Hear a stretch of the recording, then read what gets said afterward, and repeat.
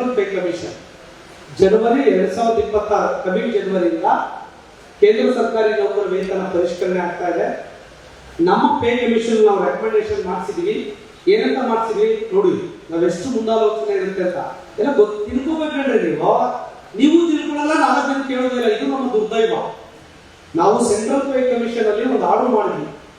ಸುಧಾಕರ್ ಅವರನ್ನ ಅಧ್ಯಕ್ಷರು ಮಾಡಬೇಕಾದ ಸಂದರ್ಭದಲ್ಲಿ ರಿಕ್ವೆಸ್ಟ್ ಮಾಡಿದ್ವಿ, ರಾಜ್ಯ 7ನೇ ವೇತನ ಆಯೋಗದ ವರದಿ ನೀಡುವ ಬಗ್ಗೆ ಹಾಗೂ ಕೇಂದ್ರ ಮಾದರಿಯ ವೇತನ ನೀಡುವ ಬಗ್ಗೆ ಸಾಧಕ ಬಾಧಕಗಳನ್ನ ಅಧ್ಯಯನ ಮಾಡಿ ವರದಿ ಸಲ್ಲಿಸಲು ಡಾಕ್ಟರ್ ಸುಧಾಕರ್ ಅವರ ನೇತೃತ್ವದಲ್ಲಿ ವೇತನ ಆಯೋಗ ಸಮಿತಿಯನ್ನ ರಚನೆ ಮಾಡಿದೆ ಅಂತ ಹೇಳಿ ಆದೇಶವನ್ನು ಮಾಡಿದಾಗ ಅದರ ಒಂದು ಲೈನ್ ಸೇರಿಸಿದ್ವಿ. ಕೇಂದ್ರ ಮಾದರಿಯ ವೇತನದ ಬಗ್ಗೆ ಅಧ್ಯಯನ ಮಾಡಿ ವರದಿಯನ್ನು ಕೊಡಬೇಕು ಅಂತ ಒಂದು ಲೈನ್ ಸೇರಿಸಿರುವಂತ ಕಾರಣಕ್ಕಾಗಿ 2022ರಲ್ಲಿ ಆ ರಿಪೋರ್ಟ್ ಕೊಟ್ಟಾಗ ರೆಕಮೆಂಡ್ ಅನ್ನ ಮಾಡಿರೋದು.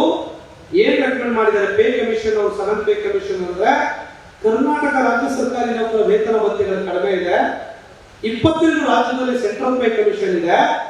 ಹಾಗಾಗಿ ನೆಕ್ಸ್ಟ್ ಸೆಂಟ್ರಲ್ ಪೇ ಕಮಿಷನ್ ಯಾವಾಗ ಪರಿಷ್ಕರಣೆ ಆಗುತ್ತೆ, 8th ಪೇ ಕಮಿಷನ್ ಯಾವಾಗ ಆಗುತ್ತೆ, ಅದಾದ್ಮೇಲೆ ಕರ್ನಾಟಕದಲ್ಲೂ ಕೂಡ ಸೆಂಟ್ರಲ್ ಪೇ ಕಮಿಷನ್ ಅಳವಡಿಸಿಕೊಳ್ಬೇಕು ಅಂತ ಹೇಳಿ ಶಿಫಾರಸನ್ನ ಮಾಡಿಸ್ಬಿಟ್ಟಿದ್ದೇವೆ.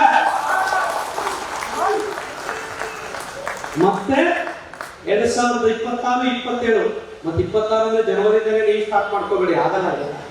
ಮತ್ತೆ ಅಧ್ಯಕ್ಷರು ಕೊಪ್ಪಳದಲ್ಲಿ ಬಂದು 26 ಜನವರಿ ಆಯ್ತು, ಫೆಬ್ರವರಿ ಆಯ್ತು, ನೀವು ಬರೀ ಪಕ್ಷದ ಮಾತಾಡ್ತಿರ್ಕೊಂಡಿದ್ದ ವಾಟ್ಸಪ್ ಅಲ್ಲಿ ಹಾಕ್ತೀರಾ ನೀವು? ಇರ್ಬೋದು, ನನಗೂ ಟೈಮ್ ಬೇಕಮ್ಮ. ನಾನು ಮುಖ್ಯಮಂತ್ರಿ ಅಲ್ಲ, ನಾನು ಯಾವುದು ಫೈನಾನ್ಸ್ ಮಿನಿಸ್ಟರ್ ಅಲ್ಲ, ಫೈನಾನ್ಸ್ ಸೆಕ್ರೆಟರಿ ಅಲ್ಲ. ನಮ್ಮ ಸಂಘಟನೆ ಬಳಸ್ಕೊಂಡು ಪಿಕ್ ಮಾಡ್ಬೇಕೇನು ಮಾಡ್ಲಿಕ್ಕೆ ಆಗೋದಿಲ್ಲ. ಸೊ ಅದಾದ್ರೆ 2026, 27ಕ್ಕೆ ನಾವು ಕೇಂದ್ರ ಮಾದರಿ ವೇತನವನ್ನ ಪಡೆದೇ ತಿರ್ತೇವೆ, ಪ್ರಶ್ನೆ ಇಲ್ಲ.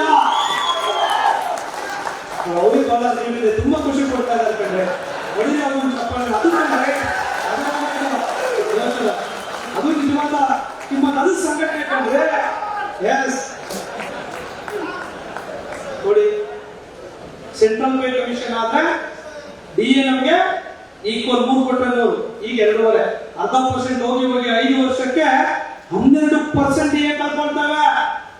ನೀವು ಬೇಸಿಕ್ 1,80,000 ಇದ್ರೆ 9,600 ರೂಪಾಯಿ ತಿಂಗಳ 10,000 ಆದ್ರೆ ಇಟ್ಕೊಳ್ಳಿ, 1 ವರ್ಷಕ್ಕೆ ಎಷ್ಟು ಹೋಗುತ್ರಿ ನಮ್ಗೆ ಗೊತ್ತೇ ಆಗೋದಿಲ್ಲ ಕಣ್ರಿ ಲೆಕ್ಕಗಳೆಲ್ಲ. ಹಾಗಾಗಿ ಯೋಚನೆ ಮಾಡಬೇಡಿ. ಮತ್ತೆ ನಮ್ಮ ಸಂಬಳ ಕನಿಷ್ಠ 25-30 ಸಾವಿರ ರೂಪಾಯಿ ತಗೊಳ್ಳೇಬೇಕು, ಬಿಡುವಂತ ಪ್ರಶ್ನೆ ಇಲ್ಲ. ಇದು ನಮ್ಮ ಜವಾಬ್ದಾರಿ, ಇದನ್ನ ಮಾಡಿಸ್ತೇವೆ. ಇದಕ್ಕಾಗಿ ಸಂಘಟನೆ ಸಭೆ ಮಾಡೋದು. ಇಲ್ಲಿ ಬಂದು ನಾಗರಾಜ್ ಶಾಲಾ ಹಾಕಿದ್ರೆ ನನ್ಗೆ ವಿರೋಧ ಇದೆ, ಅಭಿನಂದನೆ ಮಾಡೋದಕ್ಕೆ ವಿರೋಧ ಇದೆ. ನಮ್ದು ಇದಾಗಬೇಕು ಈ ಚರ್ಚೆಗಳು. ನಿಮ್ ಮನಸ್ಸಲ್ಲಿ ನಮ್ಗೆ ಅವಕಾಶ ಕೊಟ್ಟಿದ್ರ ಅಂದ್ರೆ ಅದೇ ದೊಡ್ಡ ಅಭಿಮಾನ ರೀ, ಅದೇ ದೊಡ್ಡ ಸನ್ಮಾನ ನಮ್ಗೆ. ಹಾಗಾಗಿ ಇದೆಲ್ಲ ಕೂಡ ಇದೆ.